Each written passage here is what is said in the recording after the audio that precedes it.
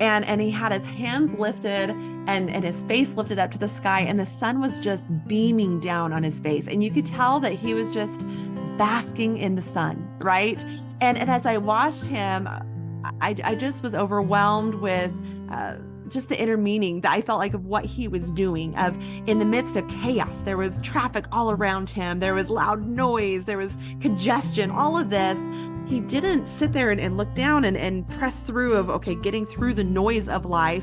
Instead, he realized, wait, there's something good happening right here. There's this sun shining down, and he just lifted his face to the sun.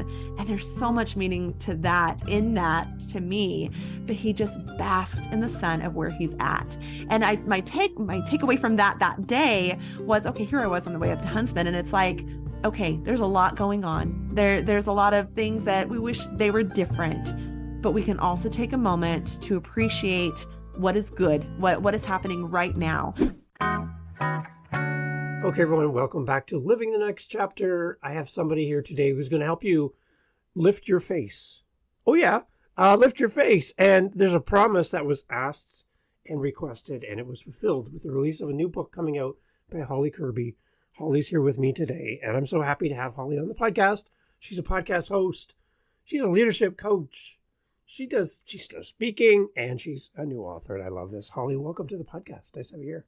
Thank you so much for having me. It's such a pleasure. Can you tell I have your website up as we're talking? You're right here on my screen, and you're right there talking to me. It's awesome. Awesome, right? Dual things going on at once. A bunch of Holly And this here morning. I thought you had that all memorized. See? I was impressed. Well, okay, I just gave away my secret. Yeah, I know.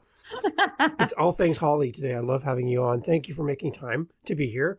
Congratulations on the new book. Fill us in. What's going on with the new book, Facelift? I love this. Yeah, so excited. So Facelift actually launches on April 28th. So just coming up next Friday. We are almost there.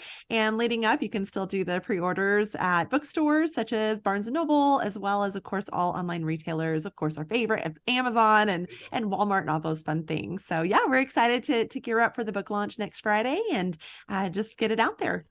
Beautiful. Okay, so the story behind Facelift and the journey of writing this book.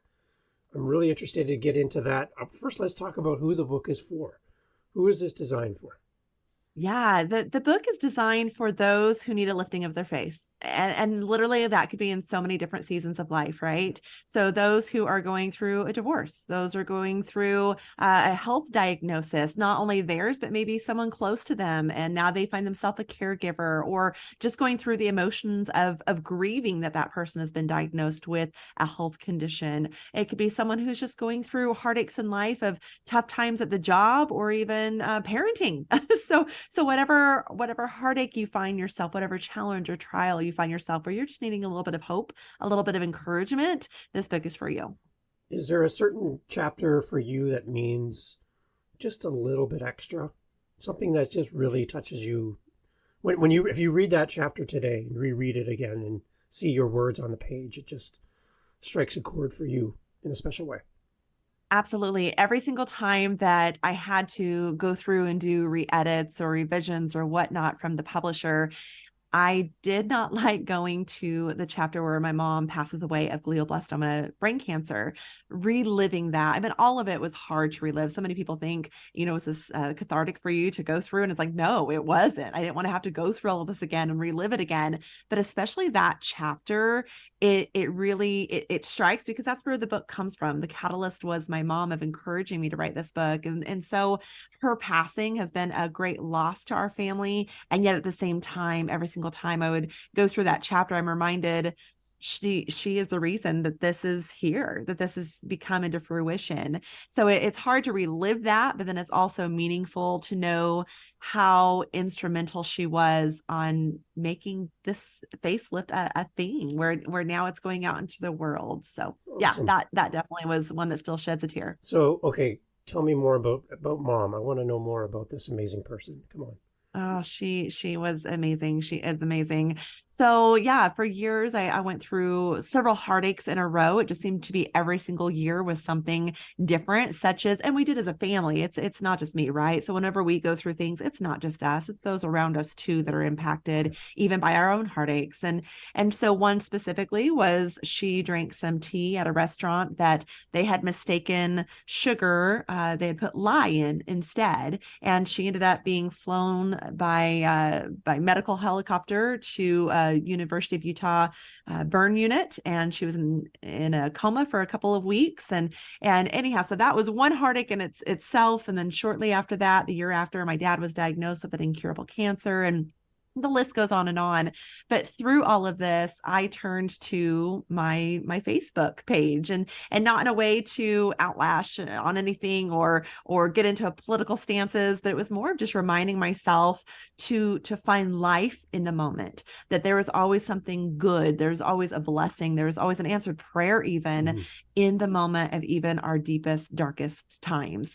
And also to relate with others that it's okay not to be okay, and especially that when we're going through our own heartaches, we can reach out to others and see how we can serve them, how we can encourage them. And you'll often find that it's your own cup being filled in the midst of it. Right. So I had many people that would go to mom and just encourage, well, actually let her know that my posts were encouraging to them and motivating, inspiring. And she just kept telling me, Holly, you need to write a book, but first you're going to have to go through it. And Mm. I thought at the time that she initially said this, it was just going through a personal heartache of mine, which I start off with in the book. But then as we went through just heartache after heartache as a family, these trials, in other words, I was able to see that no, she was actually meaning you're going to have to go through this season, this 10-year season before God can fully use it. And so the day that she died of glioblastoma brain cancer is actually the day that I promised her I would write this book. And lo and behold, just months after that, the pandemic came, and there was time to write the book. And I had it written by her birthday of that year. And from there, it's been a 3-year process, but here we are. Amazing. It would be great for her to see the book and hold that in her hands, knowing that it was that full journey. Unfortunately, she can't do that. But what would you anticipate she would say if she had a copy of this in her hand today? Well done, my good and faithful servant. There you go. Well done. I love that. I love that. And okay, so this book is a tribute to your mother, but there's something in here for people to take home with them and to help them to lift their face as we go with the title. And I love the title, by the way. If you were to have feedback from this book and you met your expectations for this book, what kind of feedback would you like to hear from readers? I would hope that it is that they have been encouraged by this, that they're not alone, Okay. that they are inspired, that there is hope in any situation. We can so often go through trials and get in this spiraling pity party or almost depression of just nothing is going right, woe is me. And it's like, no, there's always someone going through something else. And it's not about comparing battle scars, but it can be an opportunity to encourage each other. And also, we never know what our trials might be preparing us for. Some of them are preparing us to help others in their time of need. And so, just inspiring them that there is hope no matter whatever situation they're going through, and then equipping them that they will have felt equipped, whether it be dealing with grief or forgiveness or the importance of having a tribe to come along and encourage each other, or even reaching out to their community and making a difference as a result. We don't all have to go out and write a book, Mhm. but we could be an advocate. We could mentor. We could get involved in our community of providing meals or go sitting and reading with people or writing encouragement cards or note cards to people, doing a phone call, taking a meal. There's so many different ways that we can use our story, and we all have them to be able to then give back and make a difference in this world. Amazing. Does the book correspond with the podcast at all? Because I'd like to talk about that as well.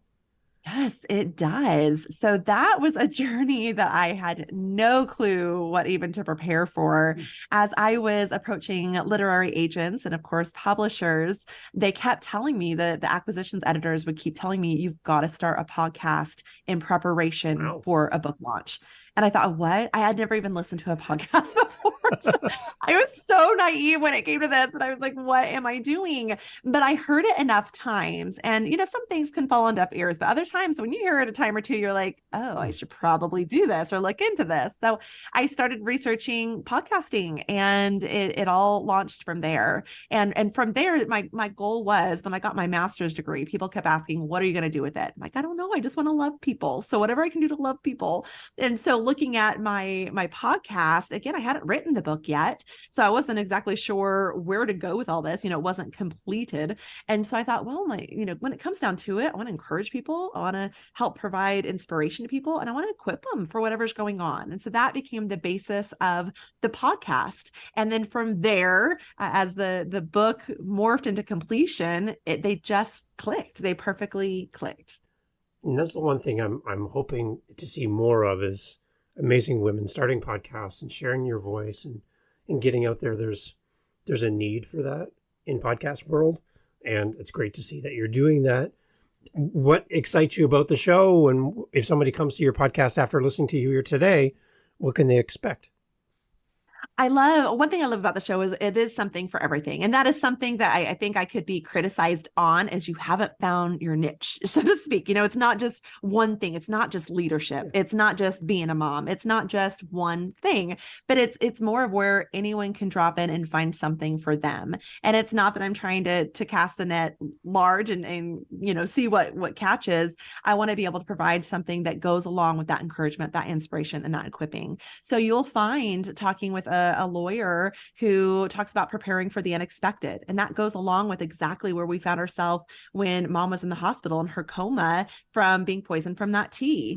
We had no clue. We didn't have a health directive. We didn't have some of these things that we needed. So he helps equip us for that as a result of something that I went through in my own life. Another thing might be in leadership. We talk with a gentleman who just retired in his career over 28 years in the car business of a general manager. And he talks about being a leader others will follow. And that doesn't just apply as an executive role somewhere, that also applies even as a mom in your own home. Right. So you can find value in that. And then right now, I'm so excited about our series that we're kicking off. It just kicked off this week of embracing hope in our heartaches. And we have special guests who are coming on, sharing about their own heartaches they've gone through and how they have embraced hope. So this week we have David Figura, who has shared with us his journey through cerebral palsy and walking us through how people told him he would never talk or walk or write, read. And here he has just finishing his college degree in psychology, I believe it was, or sociology. So anyhow, it's an amazing story. And so I love to be able to help other people shine, but then also for all of us listening, be encouraged, be inspired, be equipped, and then go out there and do something with it. Have tangible takeaways where you can go and implement something today. Awesome. Okay, so let's jump back to your initial push and suggestion to start a podcast. I'm so happy to hear someone kind of leading you that way because we need more podcasts is what I'm a big fan. So for an author that's listening to our conversation today and they're like, Holly, you're telling me I need to start a podcast? Same thing you said, like, what's a podcast? So just explain to an author that's listening what you're seeing as a benefit of having a podcast in relation to your book. Yeah, absolutely. So one, you start having a voice. So not everyone is going to go out and pick up your book, right? But they might stumble across one of your podcast episodes and listen to it. A 5-minute, 15-minute, at most 30-minute podcast listen is going to be a lot easier and a lot more enticing than going up and picking up a book that they have never heard of or heard of the author and trying to read through it for hours, right? So it's something where you can immediately have a voice. 2, you can have an impact. So what is it that you're trying to achieve in your book? And there's where you can take your impact in your podcast also and make a difference, truly being able to reach out and give back. But then also you're going to be able to start gaining those followers, as much as I hate using that word, but those who are your loyal listeners, and therefore they're going to carry over into other things that you do. So I've had people who start listening to the podcast and then they start coming to me for leadership coaching or consulting for their business, or now they're an advocate in their own right in different areas because they've heard the podcast, right? And they're able to then promote the podcast and what I'm doing in their own areas and their own avenues. So it can definitely just have legs that just kind of grow on their own, but it's a great opportunity to complement what you're doing on the side with your book. Awesome. This is another touch point where somebody can be part of your community, part of your world. And I like just the fact that you're out there. Talk a little bit more about building community around your book and being an author. You talked about Facebook and being out there and communicating through community there. You have a podcast. What other tools or things are you using to build community around what you're doing? Yeah, social media obviously is a key one. I'm not one that has really ever loved social media. And that's odd for writing a book that is based on my Facebook page, right? Yeah. But the thing is that for me has been like a personal journal. And so I have to remind myself sometimes this is going out to a lot of people. But in addition to just my own personal Facebook page, I did have to start if you want to call it, a company, so to speak, or, the Holly's Highlights or my book, whatever you want to cast that as, but a separate Facebook page, a separate Instagram, a separate TikTok, all of that, LinkedIn, as well as even Twitter, getting involved in all those other social media avenues. And it doesn't mean that you have to do all of them.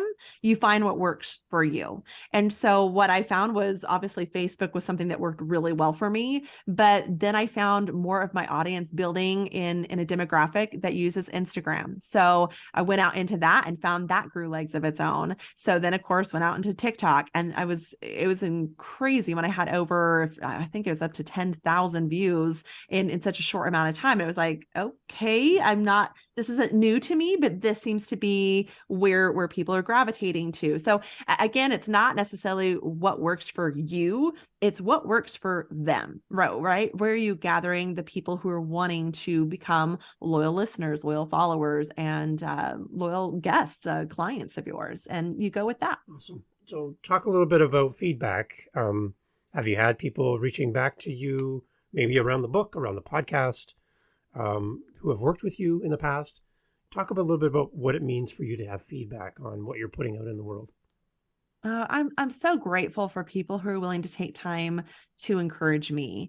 I'll never forget doing coaching calls and meetings, and I had a letter appear one day, and it was just talking from this one entrepreneur that I had been coaching for probably 6 months or so, and she was just saying, "You were made to do this. You were going to reach so many people. Look at what you've already done for my business." And just reading that, it just stopped me dead in my tracks of just, wow, like it's not just a service you're providing, you're being a part of someone's journey. And that is such a privilege to take part of. And that's something I don't take for granted. I'm so honored to be able to help someone, because that's what I love to do, is be able to come alongside someone and show care, concern, compassion, but then also I always want to be someone's cheerleader and just cheer them on. I think we need more of those in our life and in our world. And so that's of great meaning to me. And then of course, seeing the different feedbacks on the podcast right now, it's a 5 out of 5 rating, which I'm so honored by, but it's the comments that are on there and what they get from it, whether it be some find the scripture that's kind of scattered throughout in different podcasts, they listen for that, or for others that take the leadership principles in each and every single one, even though the episode isn't based on leadership. I love that so often we can get so focused in one area that we forget, Right. no, we're humans. We have all encompassing lives of not just work, but how can that filter into our community involvement of just our day to day, going to the grocery store and buying groceries, right? We can show and exhibit kindness and be reminded that people have stories. Things like that is what we talk about on Holly's Highlights. So again, just being able to see those comments of how it's impacting them on a day-to-day basis in their day-to-day life, that's touching. And then of course, from the book, a few comments that I've gotten recently. One was from Dan Cathy, who is the former CEO of Chick-fil-A. Currently, I believe it's the chairman of the board for Chick-fil-A. And he sent me a video just encouraging me and just saying, you were doing great things. And just for someone to take the time to want to acknowledge what I'm doing, see value in it, and then reach out and say, good job. That pat on the back. My love language is those words of aspiration or affirmation. Yeah. And so just hearing that from him was just touching doesn't even begin to express how much it meant to me. So I'm grateful for those who have taken time in any of those avenues to be able to reach out and just say, thank you or good job. That makes a difference. And it inspires me then to go out and thank those around me and encourage those around me and be able to pay it forward in what other people are doing in their lives. It's interesting. The one thing I've been picking up on from some of the readers is that when they see a book on the shelf by you, for example, they're looking at that going, well, I guess Holly's attained a certain level, or she's climbed the mountain, and now she's looking down to us people down below saying, follow me, I've figured out life and I have it all figured out. And we have this perception that people who have a podcast or a book, a coaching course, that you've attained something and you're here to teach and instruct. But I think the thing that people don't understand is we're still working through things ourselves. We're still on our own journey. We're still growing. We're still developing, right? Not that we have everything put together in a nice, clean little box with a bow on top. What is something that you're working on right now that's something that's really important to you, and you're seeing development, you're seeing growth, you have a target for yourself personally that you're working towards? What is that for you? Yeah. Well, first of all, I've just got to go back to all of that you just shared. I think it's so important to have a growth mindset. Thank you. And we all every single day have an opportunity to learn from one another, and it's not those who have necessarily even gone before us and paved the way with their book or their podcast or excelled in being the CEO of this or whatever. It's not that. It's I look at my 12-year-old son, and I learned something every day from him, and I'm so grateful. And I'll go to the grocery store and watch the kindness of a stranger to someone else, and I learned something from them. So I think there are opportunities to learn from each other every day, and I'm so grateful for those. And being able to put out this podcast of Holly's Highlights, being able to put out the book of Facelift is not to say I've gotten anything right. Oh no. Oh no. It is simply to say this is where I've been. If this helps you, great. But I'm still in the learning process. And that's where I have to give all glory to God of Mm-hmm. He's not finished with me yet. And I'm so thankful that he takes me just as I am and refines me and uses me as he would see fit, to encourage and help others how I may, but then also for me to be on that receiving end and learn and grow from others. I'm so grateful for that and so humbled by that. As for what I am working on right now, it is still the book. There's so much involved in Yeah. going into now marketing the book. And I was so thankful for an author, Arlene Pellicane. She's an amazing woman who has been so gracious in her own right of walking me through some of this path early on. And she just encouraged me at the beginning that it is not like the olden days, so to speak, where you write a book and everything is done for you and you can just kind of wash your hands and sit back and wait for a check.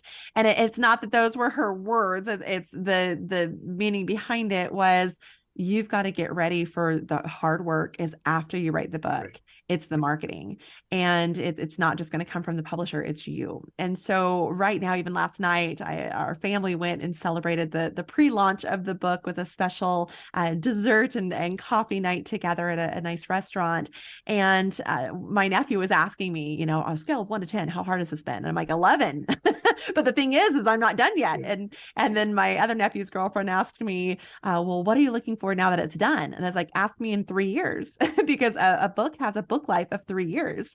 And so once it releases, you're now in marketing mode. And for those next 3 years, you're doing book signings and you're out there speaking at engagements for it, and making sure that the passion, the livelihood of the book itself is still out there and going and thriving. So I have a lot on my plate still to do in not only these days to come, but even in these 3 years to come. So that is one of my focuses, along with continuing to grow myself in the different areas. And as always, my number one priority is to put my kids first. So I'm thankful that they've been along with me through all of this journey. There's been days that I had my hands in my head in my hands at my table and just, I'm done. I'm not doing this. I'm going to pull it. Yeah. And my son would come up and put his arm around me and just say, no, mom, you got this. This is what you're made to do. You've got to finish this.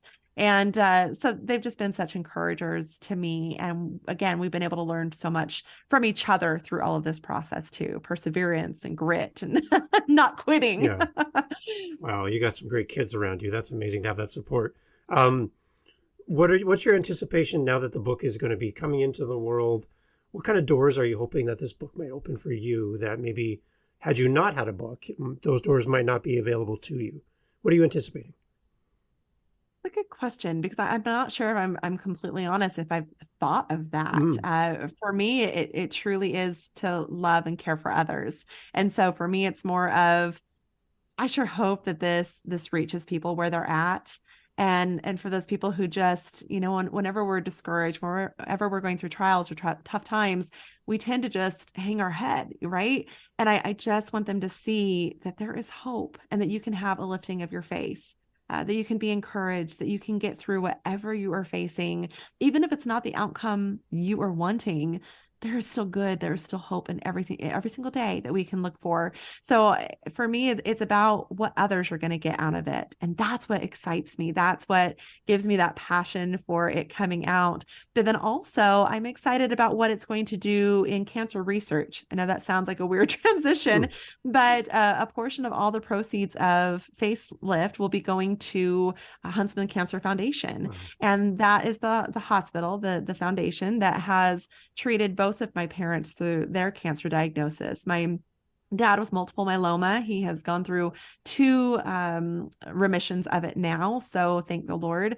And then my mom, of course, when she was diagnosed in 2019 with glioblastoma, she had a very courageous battle for 7.5 months. And unfortunately, it took her life. But Huntsman handled both of them. And I don't even want to say handled, I want to say cared for both of them so kindly, so tenderly, with such wisdom, and yet not seeing just the disease, but seeing the person behind it. And I'm so grateful for the people up there at Huntsman and the families that have to go through this. My heart hurts for them.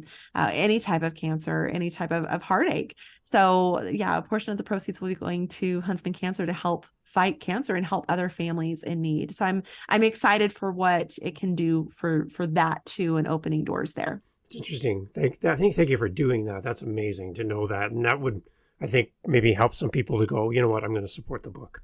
I'm definitely going to do that if that's where some of the resources are going to. That's amazing. The one thing I picked up on too, and you mentioned going to the store and seeing some kindness demonstrated between people and how that inspires you. I think along with the title of your book, if we can lift our faces and be more aware of what's going on around us, that's where we're going to find inspiration. Because I find that in our day to day, we have so much pressure and so much, as parents, as busy people, our faces are down. We're looking down at our feet. We're kind of just doing our thing and trying to get through the day. But I love the idea of your book and asking us to lift our faces up and be more aware of what's happening around us and appreciate the goodness that's out there and how we can contribute to that. That's what I'm picking up on from your comments and what you're saying is we have a duty, a responsibility to be more focused on those around us than just ourselves all the time. Yeah, absolutely. It was, I think I shared it in my book. I'm not really sure if it was in my book or on my blog, but on my website. But I was passing by on the way to Huntsman one day to be with my dad.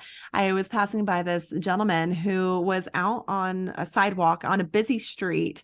And he had his hands lifted and his face lifted up to the sky, and the sun was just beaming down on his face. And you could tell that he was just basking in the sun, Mm. right? And as I watched him, I just was overwhelmed with just the inner meaning that I felt like of what he was doing. Of in the midst of chaos, there was traffic all around him, there was loud noise, there was congestion, all of this. He didn't sit there and look down and press through of okay, getting through the noise of life. Instead, he realized, wait, there's something good happening right here. There's the sun shining down, and he just lifted his face to the sun. And there's so much meaning to that, in that, to me. But he just basked in the sun of where he's at. And my takeaway from that day was, okay, here I was on the way up to Huntsman, and it's like, Wow. okay, there's a lot going on. Yeah. There's a lot of things that we wish they were different, but we can also take a moment to appreciate what is good, what is happening right now. I'm able to go be with my dad. My dad is still alive and he's getting treatment at Huntsman. Those are things to lift my face and bask in the sun, right? And so to your point, every single day there is an opportunity to not get down and glum, and but be able to look around, look at the needs of others, not just dwell within ourselves. There's a quote in the book: if you look around, you'll be depressed. If you look around, you'll be distressed. If you look within, you'll be depressed. But if you look to God, you'll be at rest. And to me, that's so true of just not looking internally, looking at what our to-do list is. Look up, see who you can help around you, who needs encouragement, who needs a lifting of their own face, but then also look up to see what's happening that is good happening right now, the blessings in your life that you can give thanks for, and the gratitudes, whatever you want to call them. But there is always something to bring us hope in the midst of our heartaches. So well said, Holly. That was perfect. So if you could buy sunlight and you could help somebody in the process, buy the book, Facelift. It's right here. I think you'll get a sense of what Holly's talking about here on the podcast, but you can have this with you and take this with you out into the park in the sunshine and read the book and connect with something bigger than you and help you to lift your face and lift your spirits and be more aware of what's around you, Holly. It's a great book. I'm so excited to have you on. I'm going to get this episode out right away so it supports the launch of the book. Would love everyone to go to your website, hollykirby.com, and we'll have links in the show notes for everything. Before we go, Holly, to your readers, to those people that have been in part of your community, before we exit the podcast, what would you like to say to those that have been with you through the journey of writing the book? They're here, they're waiting to buy their copy. What would you like to say to your community before we go? Thank you. Thank you for your support, your encouragement, your lifting of my face. And I hope you enjoy it. I hope that you have a lifting of your face. And I'm so grateful. I am so grateful. Awesome. Holly Curby, everyone. hollykirby.com. Make sure you get the book, Facelift, Embracing Hope Through Your Heartaches. Thank you, Holly, so much for being part of the podcast. Truly a pleasure. Thanks for having me on. Awesome.